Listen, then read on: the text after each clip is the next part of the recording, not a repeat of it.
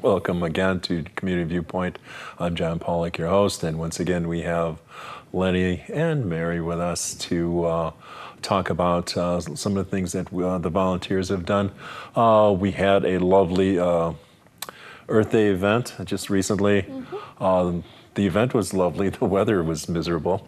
That kept some of the folks away. So we're going to take a little time today in this small segment to show you some of the things that we had put out there to show the folks when they came out there. Mary was doing, what were you doing? I was in charge of cooking the hot dogs. Yes, and how many hot dogs did we have? 28. 28 hot dogs. So we did have a lot of them that were served to the people that were there, and whatever was left over went out to the needy. Yeah, to the local food pantries. Right, not us. We weren't this needy, but went out to the local food pantries, so they weren't wasted at all. So, and Lenny was part of the electronics and the WIN, the environmental section. And did you make that poster? I did. I made like this tri-banner like poster of both solar and wind energy. It was pretty cool. We got little examples out there. A cooler to where the sun would hit the solar panel, would come out, switch the currents, and make what was ever in the cooler cool. I think that was the kids' favorite, right? Yeah, that's what everyone loved. Unfortunately, I don't have it here today, but I got this like mini cool solar panel house, so you can't really see it from there. There's a fan and kind of a mini light. Is the light on right now? The light is not on right now because this is artificial light, but solar. It does work because Mary, when you were away, Mary saw that the light was working. That's right. So all it takes is a little bit of light to make the... to power it. Yes, so they do work. We also were going to have races. We had 3 of these little buggers over here, these little solar cars. Edmund Musk solar cars. This is what he's going to be making up in Reno. No, but we're going to have races. So we didn't have a lot of sun because of the cloud cover.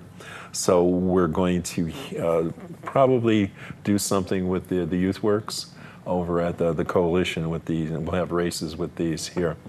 This was, although it was a little windy that day, this is a vertical windmill.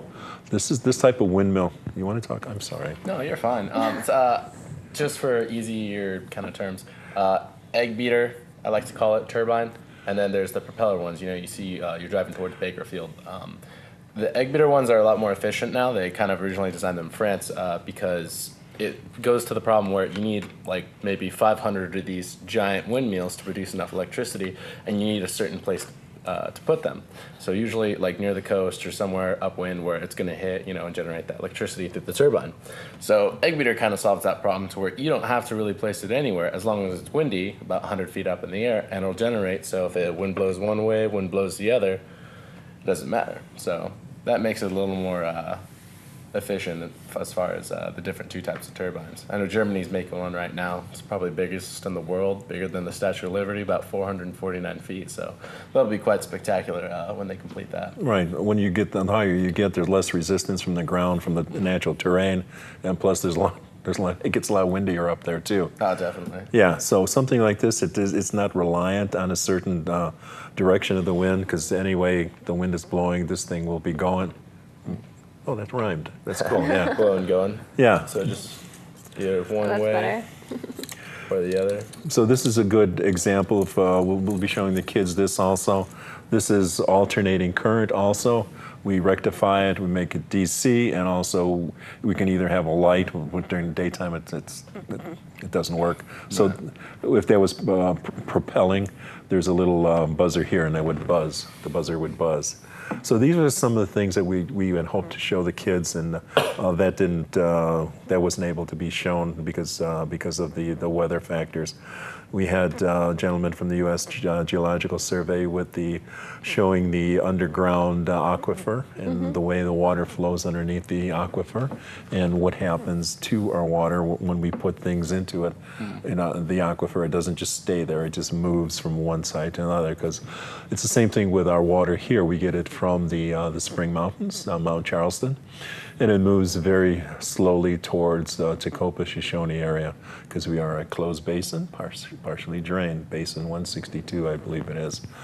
So these are some of the things that we had to show the people that were there, and then the other folks that we'll be showing in the near future, either the Youth Works, possibly Dale Norton. I'll see if we can get into some of the schools also to show some of these little items to the kids for the first science projects. Also, we were going to show a little bit about the way that the light bulb has moved through the years, going from incandescent to LED. We're pushing LEDs because it's very economical. The past 15 years we were doing CFLs, which stands for compact fluorescent lamps, and we started with incandescents. So we're moving forward to the LEDs. Right now they're a little bit too expensive, but that will soon move, and they will be very economical to use, not only to buy, but also naturally to use. I'm moving my house to LEDs too, slowly but surely, buying fixtures and also taking the strip lights underneath the cabinets, taking the fluorescents out, and then putting LEDs over there. So I'm doing what I can to save energy. Rather than going completely solar. Some people just go gaga over the solar panels and stuff. The first thing you have to do is conserve, and then they'll take a big bite out of it, because a lot of times it costs a lot of money to get solar panels, the inverters, and then the batteries that we're talking about also. So first thing to do is conserve. That way you'll save a lot of money. What are some of the other things we had there at the Earth Day? I believe Marlena, one of the other AmeriCorps who works with us at Night Communities Coalition, she did a Master Gardeners project where she had lima beans, and she could make her own out of, I think it was like a 2-liter bottle of soda. And you just put the lima beans about 2 inches, and it'd be self-watering. And she gave that, I believe, more than 30 to a lot of the kids that came out to the Earth Day. Yeah, that was a favorite. Yeah. So how they did it is there'd be a water base, and then a string yarn into the dirt. Then you plant it, so there's water underneath the dirt. And so the string will actually pull the water up into the dirt, and so you don't really have to water it. It will water itself. I never liked lima beans because I remember when 7th or 8th grade we had that project that was on the windowsill of the schools and watching them grow in the dirt, and for some reason I had an aversion towards lima beans because of that. Hopefully that won't scare the kids like it did me 30, 40, 50 years ago. Them. Yeah, good. Yeah, they have a different thought pattern than I did back in the old days. And we had the Master Gardeners there. We had Ash Meadows was over there. And then, we had a burro. Yes, Belvedere, which we Belvedere, he was very friendly. Right, he took pictures, only a certain amount of pictures because he has a contract. So there's the Las Vegas Astronomical Society. There's a young lady that lives in Pahrump, and we're going to hopefully see more of her on TV here, and possibly she may want to volunteer for a advisory committee. Yay! So. Home Depot was there. They had the outside air dryer, clothing dryer. We had some different vehicles on display too. Yes, both the car dealerships were there. We had different fire equipment there too. Our fire department was very, very, we were very happy to have them there also. The little dog, I call him Sparky, and the little tiny fire truck was over there for the kids. So we had music there, and we had, what else was there? What am I missing? There were the four-wheelers. Those guys, they're always there. The folks from the powwow were there also. So it was a good time. It was had by all except the gods of the wind and clouds were there. Luckily, when it was all over, we were just packing up the last bunch of things underneath the shed over there, and it started raining and it was hailing there. So we had missed that. So. Can't have the perfect Earth Day every year. So, what else did you want to talk We had the Plinko, and we had some giveaways. I know the kids, they got some watches where they could put little bugs in, and then there's a magnifying glass so they could watch the bug crawl around for a little bit and then let them go again. He had air holes and everything. And what were some of the other giveaways you guys were doing? We also had solar flowers. So those are pretty cool. So kind of like the solar lights you put in your backyard, except it was in the shape of a flower. About pink or yellow tulips. So you could just pull this little piece of paper out, stick it in the ground, and then hit the solar panel on the flower and light it up. Oh, that's cool. And we had some the bags from Valley Electric, the cloth bags, so you don't have to use plastic. A lot of places, some places are starting to move away from plastics, like San Francisco. There's some places on the East Coast also that are banning the plastic bags. Now, if you go to places like I know Smith's, if you look down low at every check stand, there's a paper bag also. So you can ask for, you can demand, you can grab a Paper or paper. plastic? Yes, you They can don't grab. really ask that question anymore. No, you can take your own paper bag and help the environment also. And I asked him the other day, how long have you had those there? He says, we've always had those there. But we have our own cloth bags that we take there. So, so you manufactured this wonderful home? I did. Yes. And I ordered this through the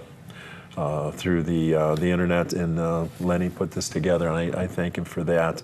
So you learned a little bit about this also, not only by putting it together, but also you did a little research on it also, which is great.